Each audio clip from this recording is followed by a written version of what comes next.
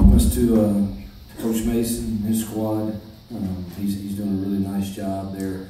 Really like that guy. He's what is all good about coaching. He cares more about the mentorship of his young men. He had his kids ready to play tonight, and the effort that they gave is complimentary. We didn't have ours prepared as well, particularly in some critical areas like third down, tight red zone. We scored some points there, but we got to be more efficient. Penalties were something we hadn't done all year. We were, I guess, top 2 or 3 in the nation in penalties, and we have 11 tonight for 120 yards. Turned the ball over tonight, and that's not stuff that is elite football. And we just didn't play real well, and I have to start with myself and looked at and say that I didn't prepare them well enough, and we didn't have a good third down plan. We've got to correct that. But I will say that, like I told them in there, you celebrate the wins in life. And life moves too fast, and you better enjoy the ones that you get, and celebrate it and learn from the things that we did not do well. We've got to, if we really want to be elite, we've got to prepare it like we're an elite football team. And we had an awful Wednesday. Thought we had an okay Tuesday, but we need the leadership in the locker room to help us with that for sure. Raise your hand and bring the microphone to you. Questions down low.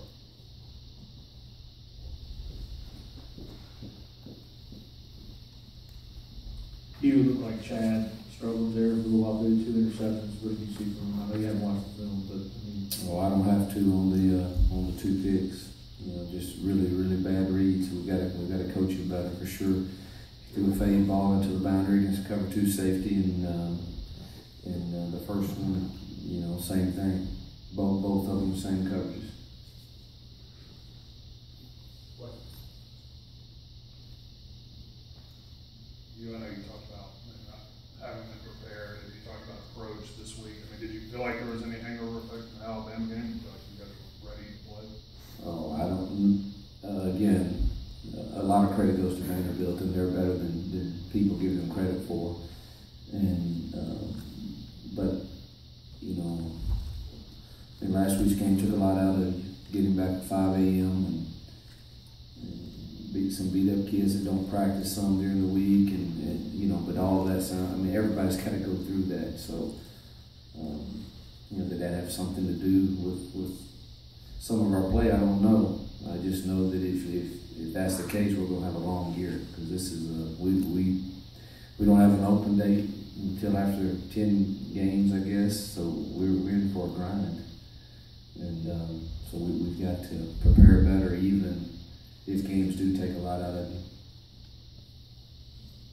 You mentioned the third downs. I think 3 of 13 according to the Quickly stats. Was there any sort of a common thread there that led to some of those struggles? We struggled with their 2-man twist that gave us pressure.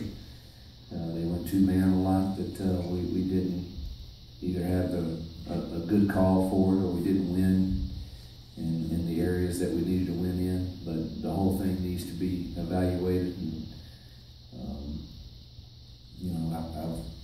Dan does a great job planning for those, and I've got to I've got to help him if need be. But you have those nights, but they had a really good plan, and we had some bad calls on third down that really had very little chance at times.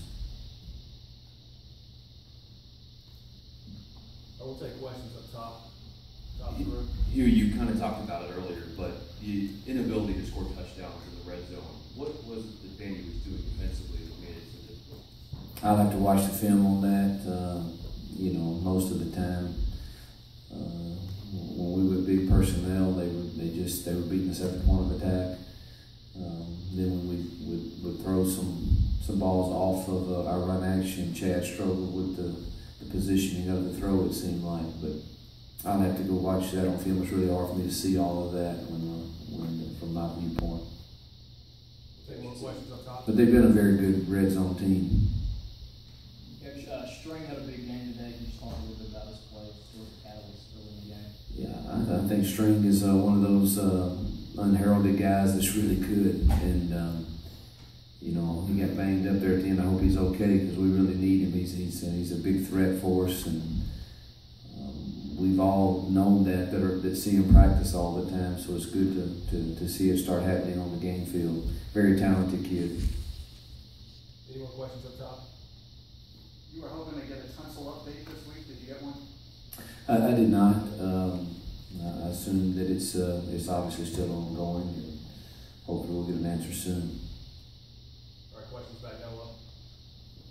You, what do you think of your play at Husky with AJ and the guys that sitting there? Struggled some, seemed to be.